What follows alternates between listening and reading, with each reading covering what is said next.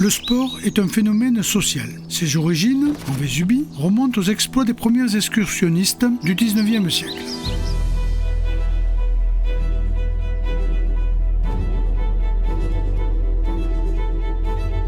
Cette activité physique est tout d'abord réservée à la haute bourgeoisie, aux membres de l'aristocratie. Source de plaisir, de dépassement de soi, elle s'inscrit tout d'abord dans l'ivresse de la compétition, dans la volonté d'une mise en danger médiatisée. C'est en reprenant ce modèle que Lamont a voulu réaliser une excursion en s'inspirant dans les témoignages de la Belle Époque.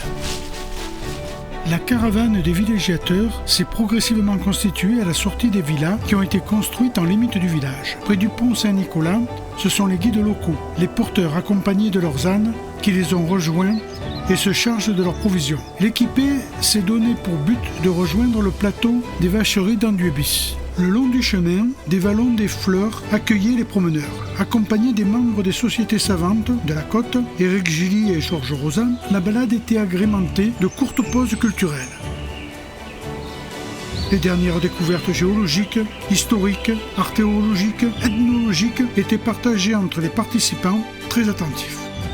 Le moment ultime de l'excursion s'est déroulé autour d'un pique-nique d'époque, sur nappe blanche étendue dès l'arrivée de la caravane.